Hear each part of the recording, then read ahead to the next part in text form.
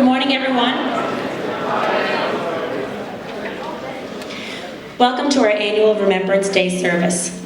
On November 11th, Canadians all across the country will stop and remember those that paid the ultimate sacrifice for the many rights and freedoms we possess today.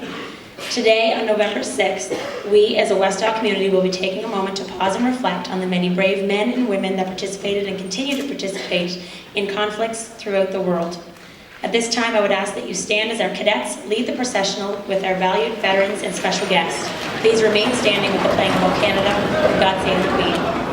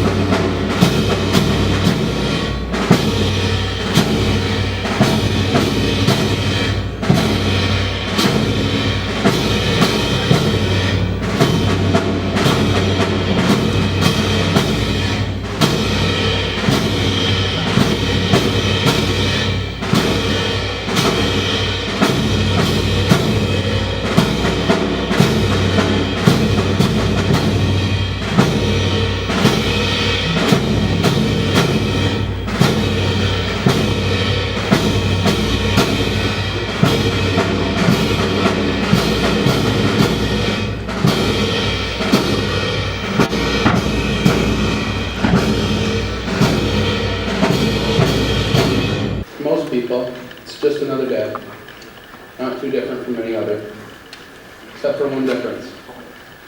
Thought of a soldier losing their life overseas will most likely cross your mind sometime during the day. But as a cadet, this feeling is amplified to an extent that many couldn't believe, and it's hard to get it off your mind. I think it's safe to say that for most cadets across Canada, Remembrance Day is one of the most important days of the year. Hello, ladies and gentlemen, students, teachers, veterans. I'm Sergeant Jacob Inglis of the 641 West Prince Royal Canadian Air Cadet Squadron, and today I'm going to talk to you about what cadets think about on Remembrance Day. I can stand here and tell you that my uniform is always perfectly pressed, or that my boots are always shiny, or that my drill is never sloppy. I can say that until I'm blue in the face, but I would be lying. But I always make sure that on Remembrance Day, there's not a speck of dust on my uniform. My boots, you can see your smile in them, and I would never dare use a first name. A lot of people would wonder why anybody would put up such a big fuss over just another day. Well, the way I think of it is that Remembrance Day is the one day a year set aside from all others that you can just think and admire the veterans and the soldiers that lost their lives overseas. I think it's safe to say that most cadets look up to members of the armed forces, and I'll answer the previous question with another question. If there was one day a year where you could honor your heroes, would you be wearing ripped jeans and a dirty t-shirt? My favorite thing about Remembrance Day is always meeting the veterans. The reason that this is my favorite event above all others is because I know that there's less than 125,000 World War II veterans left across Canada.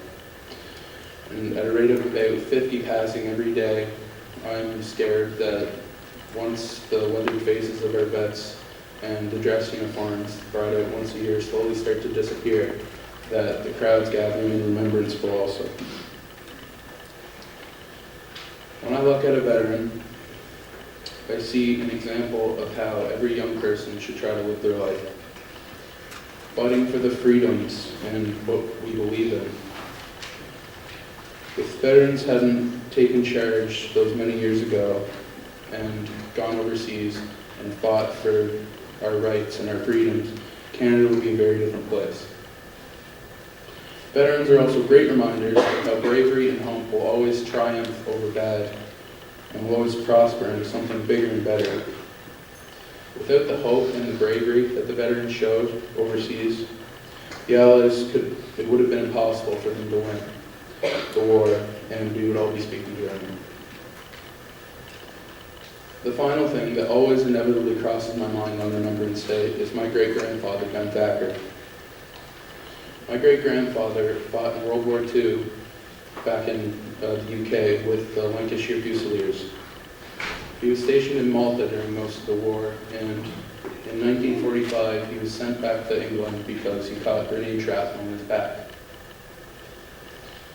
When he returned to England, he was in a hospital for about 5 months, and he never let his wife and my grandfather know that he was there because he was too proud to let them see him in a hospital bed. In 1967, at the age of 54, Ben Thacker passed away due to the shrapnel that he caught in his back and moved into his heart.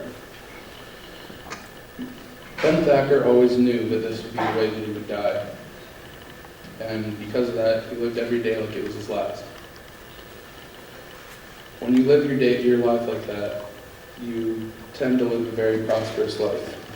He got the chance to see his son marry the woman of his dreams, and he met his first granddaughter and even got to go to her christening. And that's the reason why my great-grandfather, Ben Thacker, is the hero that I never knew, lest we forget it.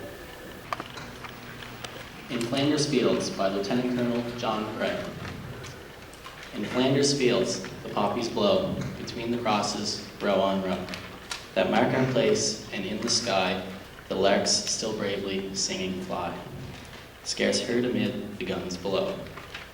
We are the dead, short days ago, we lived, felt dawn, saw sunset glow, loved and were loved, and now we lie in Flanders Fields. Take up our quarrel with the foe, to you from falling hands we throw. The torch be yours to hold it high, if ye break faith, with us who die. We shall not sleep, though poppies grow in Flanders Fields.